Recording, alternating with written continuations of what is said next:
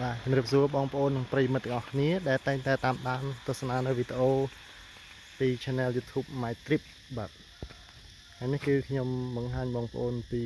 ប្រាសាទបុរាណមួយដែលមានឈ្មោះថាប្រាសាទព្រះគោបាទ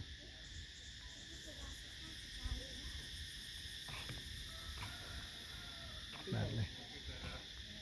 ឥឡូវទៅតាមដានទស្សនាទាំងអស់គ្នាបងប្អូន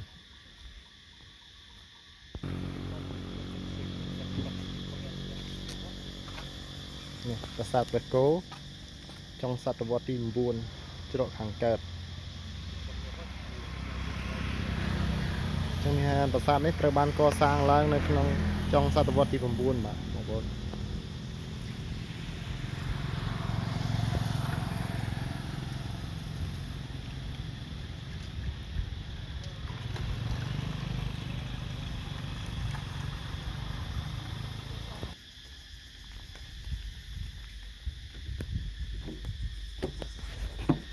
បាទនេះប្រាសាទនេះគឺសាងសង់ពីថ្មបាយក្រៀម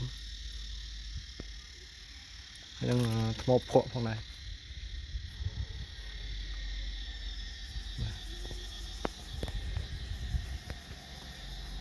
នេះគឺជាច្រកចូលបាទហើយឆ្លងទ្វារនេះគេថាបាក់បែកអស់ហើយបងប្អូនដោយសាររយៈពេលយូរហើយអាយុកាលយូរដែរ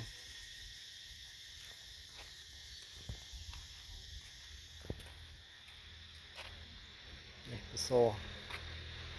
ផ្ដែ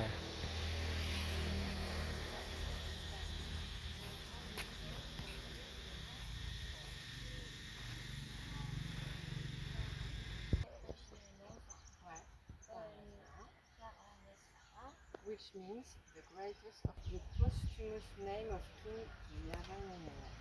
et est le nom posthume du roi Jayavarman. D'accord. Le titre posthume, ça veut dire qu'il a eu un nom de son vivant, et quand il est mort, on lui a...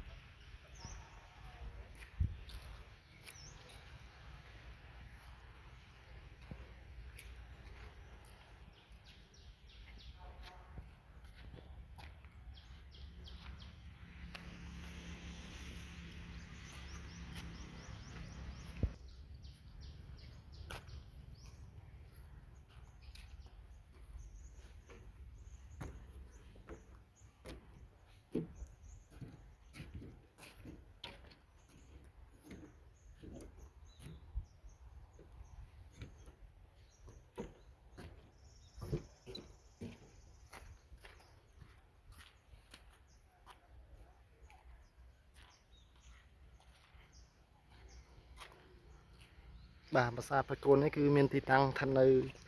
ក្នុងស្រុកប្រាសាទបាគងបាទបងប្អូនតែខ្ញុំអត់ដឹងថាភូមិអីទេអត់បានឆែកទីតាំងភូមិក៏អត់ដឹងថានៅក្នុងស្រុកប្រាសាទបាគង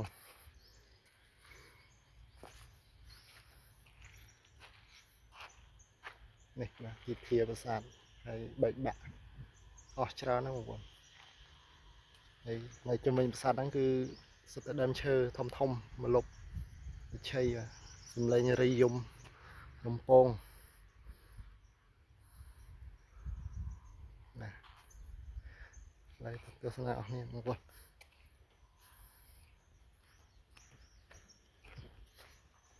នេះរូបប្រាសាទអូមានសាងសង់ពីដីឥដ្ឋដែរ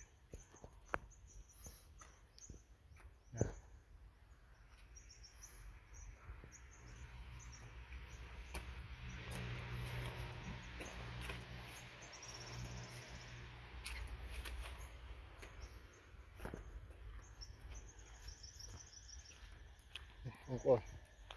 មានរូបចម្លាក់គោបាទនេះចឹងបានហៅប្រាសាទព្រះគោបាទនោះគោដែរបាទហើយនេះបាទ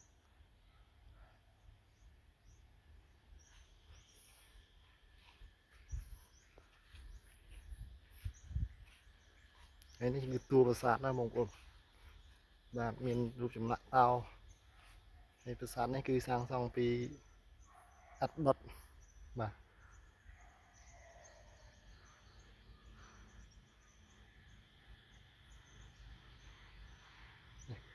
ลองไม่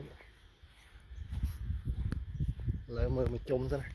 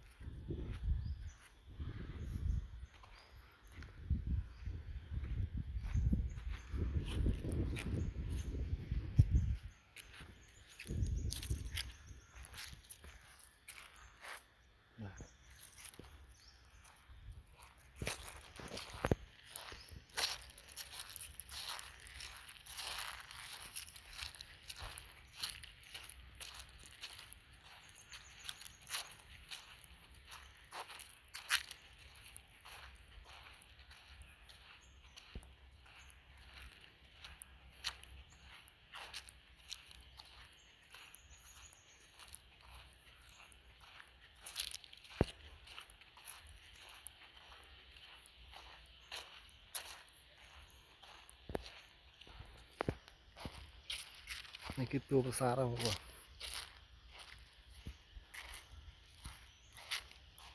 นี่โอ้ดำเชอว่ะทอมๆนั่นแหละบางคนจุ่มเป็นยังสักดำเชออันนี้เจียงภาษาคือบักได้สั่งตั้งอ้อ